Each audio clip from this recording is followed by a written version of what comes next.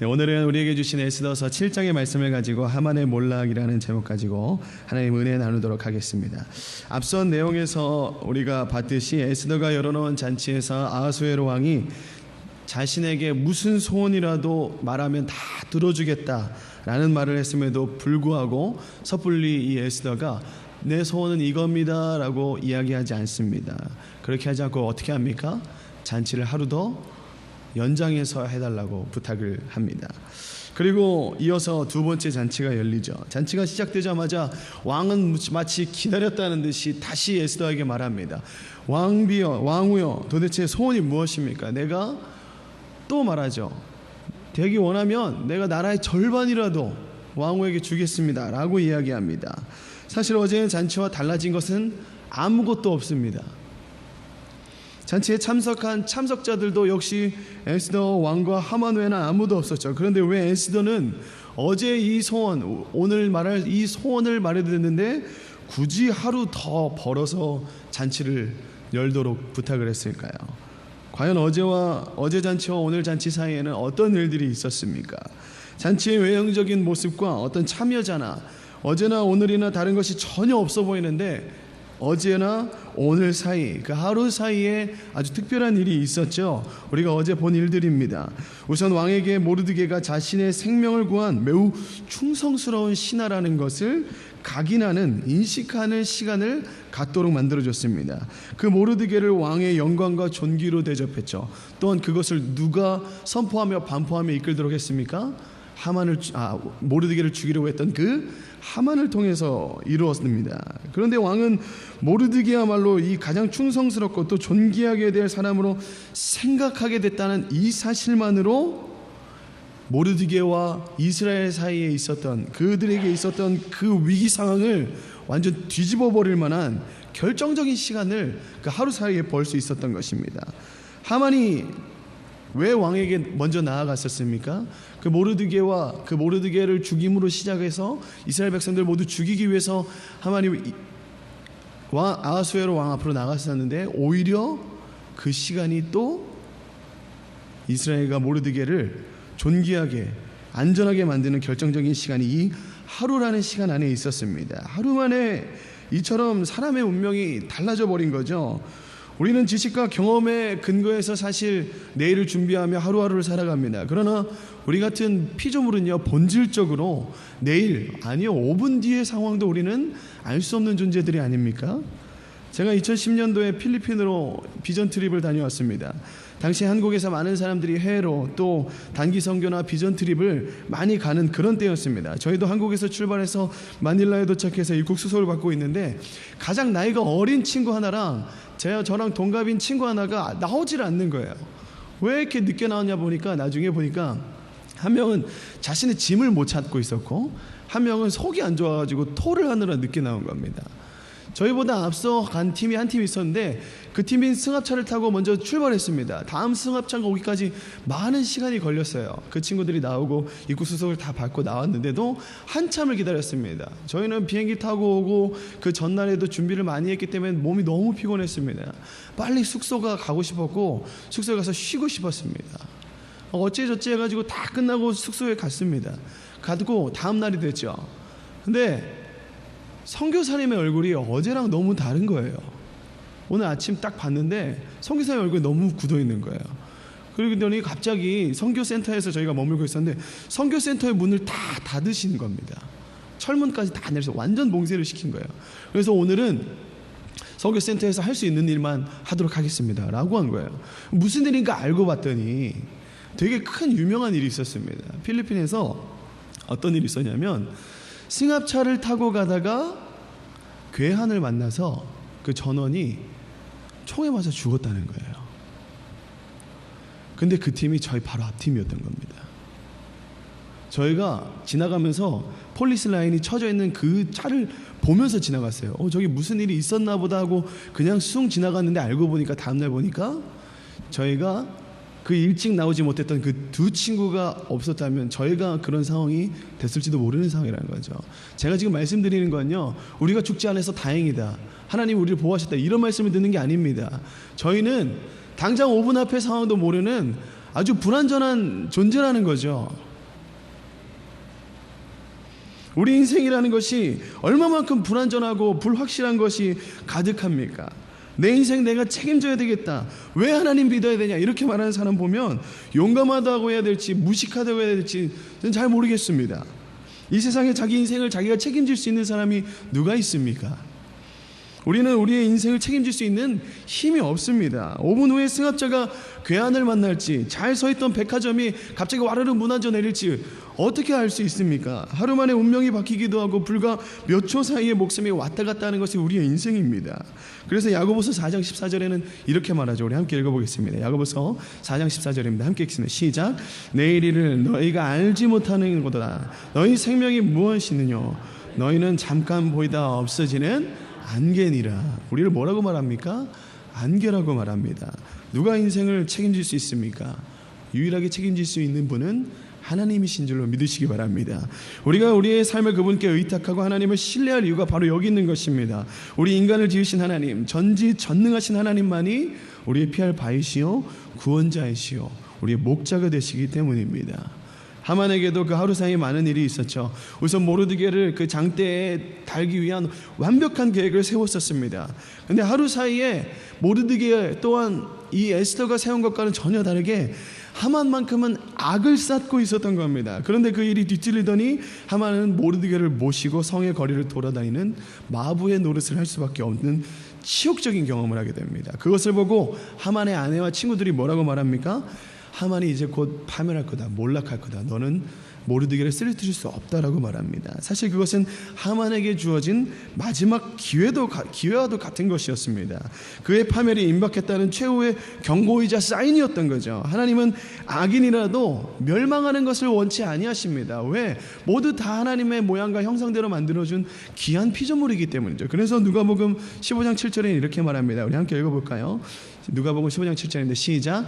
내가 너희에게 이르노니 이와 같이 죄인 한 사람이 회개하면 하늘에서는 회개할 것이 없는 의인 99으로 말미암아 기뻐하는 것보다 더하리라. 그렇기 때문에 비록 악인이라 할지라도 그가 돌아오기를 기다리며 오래 참으시는 분이 하나님입니다. 그런데 하나님의 오래 참으심을 오해하고 오용하는 사람들이 있어요. 악한 일을 아무리 해도 하나님의 어떤 반응이 없으니까 아무런 꺼리낌이나 두려움이 없는 것입니다. 처음에는 우리가 본질상 어떤 거짓말이나 어떤 그 도둑질을 할 때 마음에 어떤 것이냐면 두근두근거림이 있어요. 근데 이것이 한 번, 두 번 하고 나면 더 이상 마음에 거리낌이나 가책이 없습니다. 막 자기에게 어떻게 원래 있었던 이 기능인 것 마냥 거짓말도 밥 먹듯이 하고 처음에는 덜덜덜 떨리면서 했던 그 도둑질이 너무 자연스러워지는 거예요. 내 필요를 채우는 거니까.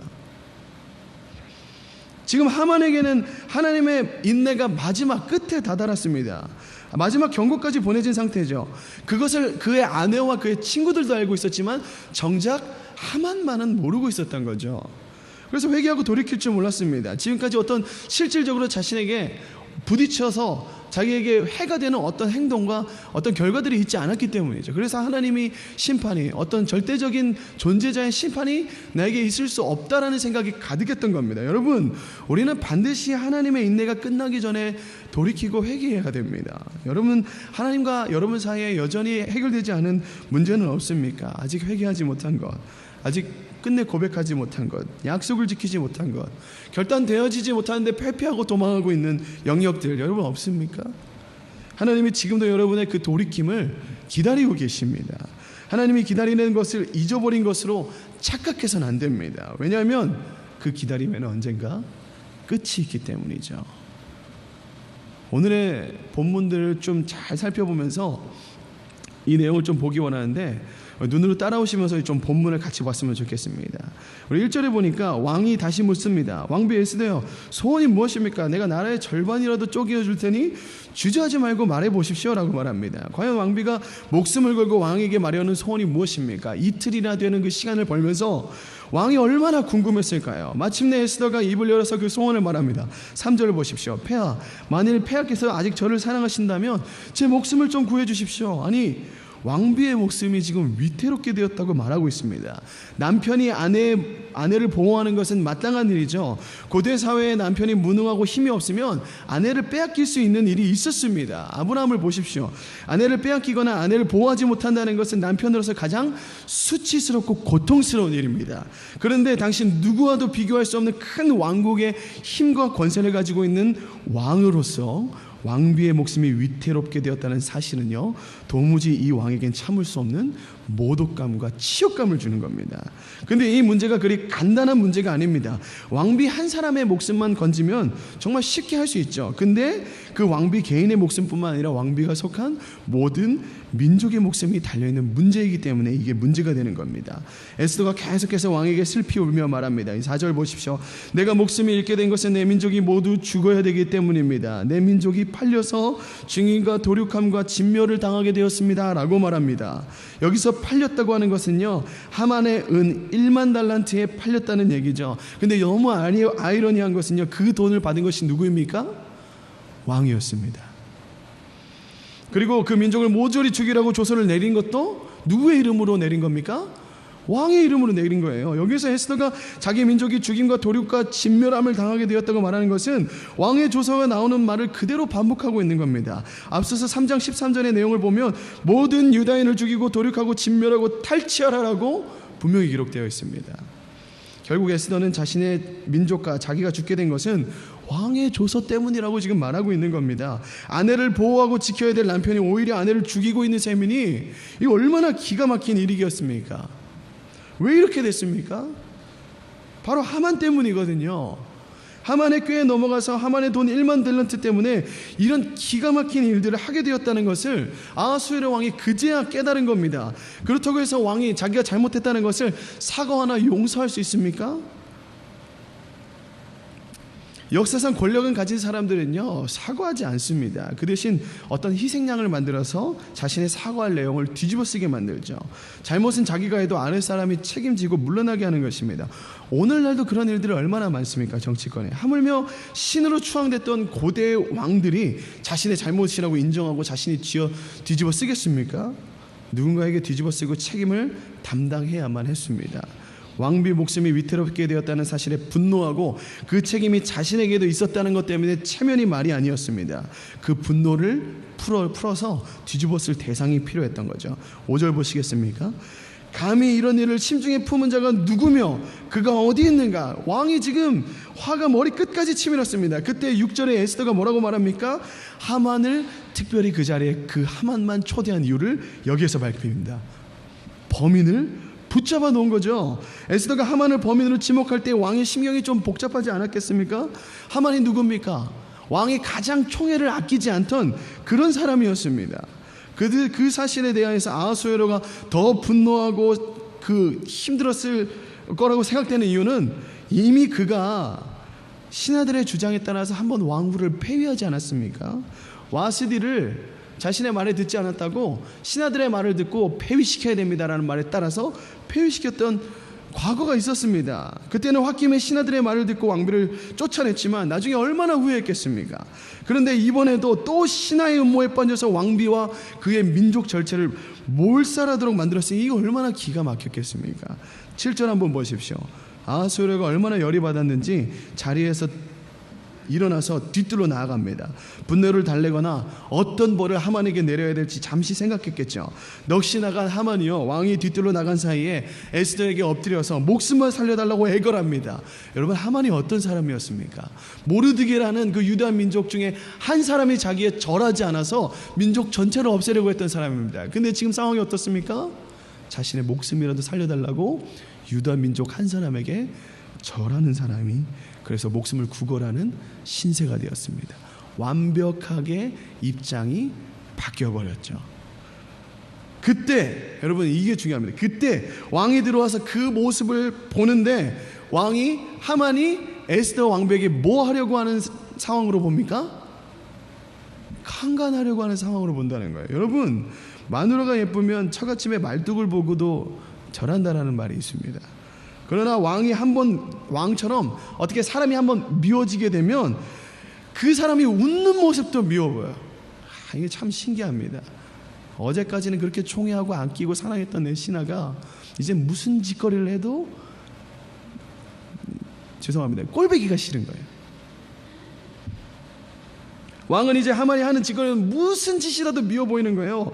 왕이 지금 기본적으로 생각했을 때 하만이 지금 왕비를 겁탈하거나 강간할 수 있는 상황입니까? 그럴 수 있는 상황이 아니거든요. 그의 표정이나 그의 행동을 보면 그렇지 않다는 걸 알 수 있습니다. 그런데 목숨을 살려달라고 애걸하는 그 모습마저도 왕비를 강간하려는 것처럼 보일 만큼 왕의 하만에 대한 분노가 지금 극에 치달아 있다는 걸 보여주는 거죠. 왕의 입에서 그 말이 떨어지자마자 그 시종들이 하만의 얼굴에 보자기를 뒤집어 씌워버렸습니다. 이것은요, 왕비를 폭력과 모욕으로부터 보호하는 행동입니다. 이제 하만은 왕비를 욕보였다는 죄까지 뒤집어 썼습니다. 왕의 말 한마디가 법인데 어디 변명이 통하겠습니까? 다른 죄가 아니더라도 왕비를 욕보였다는 죄만으로도 하만은 이미 극형에 처해지게 될 겁니다. 그리고 9절 보십시오. 그러자 넷이 하르보나가 당장 와서 하는 말이, 하만이 왕의 목숨을 구한 충신 모르드게를 매달기 위해서 50규빗이나 되는 나무를 세워놨다고 일러 바칩니다. 힘이 있고 높은 자리에 있을 때 선행을 베풀고 다른 사람을 도와주렸더라면요, 설령 가진 것을 다 잃는다 할지라도 살아가는 것이 그렇게 고달프지는 않을 것입니다. 그런데 왕의 권력에 기대서 나쁜 짓만 골라 했던 이 하만은요, 왕의 신뢰가 거두어지니까 정말 갈 곳 없는 신세가 되어버렸습니다. 당장 신하인 하르보나가 안면몰수하고 선언하고 왕께 고자질 해버리는 거지 않습니까? 이거 어떻게 해야지 분이 풀릴지 몰라 하던 왕은요, 마침 그 말을 듣고 거기다가 하만을 매달아 버리라고 명령합니다. 이런 아이러니가 어디 있습니까? 하만의 계획표에 의하면 그 시각에는 모르드게가 거기 달려 있어야 했습니다. 그러나 전혀 다른 계획표에 의해서 하만 자신이 자기가 세운 그 나무 장대에 자기가 매달리게 됩니다. 잠언 기자는요 11장 8절에서 이렇게 말합니다. 양절 보고 말씀 마무리하도록 하겠습니다. 함께 읽겠습니다. 시작. 의인은 환난에서 구원을 얻으나 악인은 자기의 길로 가느니라. 아멘. 나무에 매달릴 뻔했던 의인 모르드게는 구원을 받게 되었고, 악인 하만이 와서 그 자리에 대신 매달리게 됩니다. 오늘 본문은요, 하만이라는 한 인간의 몰락과 파멸을 기록하고 있죠. 그런데요, 우리는요, 악한 사람은 잘못된데 안 된대, 여기다가 초점을 맞출 것이 아니라, 악인이 잘못되고 어려워지는 것에 초점을 맞춰야 되는 것이 아니라, 우리가 더 깊숙이 들여다봐야 될 부분은요, 악인이 멸망이 아닌 하나님이 어떻게 구원하시는가를 봐야 되는 겁니다. 하나님이 얼마나 완벽하게 그의 백성을 돌보시는지, 얼마나 세밀하게 구원하시는지, 그 하나님을 찬양하고 그 하나님께 우리의 삶을 의탁하는 사람의 삶이 어떤지를 우리는 봐야 된다는 겁니다. 비록 우리가 고난을 당할 때도 있고 억울한 누명을 쓸 때도 있고 고초를 당할 때도 있지만, 궁극적으로 하나님의 구원과 그 승리를 믿는다면 우리의 살아가는 그 모습은 전혀 비굴하거나 꿀리거나 세상에 비교했을 때에 낮아 보이지 않습니다. 우리가 고난 가운데도 기뻐하고 환난 중에도 담대할 수 있는 것은 바로 이 하나님이 우리와 함께 한다는 믿음이 있기 때문입니다. 오늘도 여러분 삶을 살아가시면서 많은 일들이 있겠죠. 그 순간순간 가운데에 뭔가 누군가가 잘못되는 것을 보면서 저 사람이 안 될 수 있는 이유에 집착하지 마십시오. 여러분들 그 상황 가운데 하나님이 어떻게 일하시는가를 바라보고, 또한 여러분의 많은 삶 가운데 하나님이 어떻게 일하고 계신가를 날로 경험하는 오늘의 하루가 되기를 주님의 이름으로 축복합니다. 우리 함께 기도하겠습니다. 오늘 함께 기도하실 때는요, 담임 목사님께서 JDTS 37기 네팔로 현장 실습을 가 계십니다. 그 네팔 팀뿐만 아니라 다른 팀들까지 여러분 함께 위해서 그 나라 가운데 하나님의 일이 이루어질 수 있도록, 묻고 듣고 순종하는 것에 소홀하지 않을 수 있도록, 그 훈련 가운데 하나님을 발견할 수 있도록 여러분 중보해 주시고, 이 믿음과 이 신앙이 다음 세대에 이어져 가서 유아부와 어린이부와 청소년부와 청년부에 이르기까지, 또 작년에 다 모든 세대에 이르기까지 주님이 함께 하시는 그 복에 대해서 날마다 경험할 수 있도록, 이 믿음이 흘러갈 수 있도록 기도해 주시고, 오늘 들은 말씀과 여러분 가지고 나온 기도 제목을 가지고 우리 주님의 이름을 한번 부르짖고 기도하며 나가겠습니다. 부르짖습니다. 주여.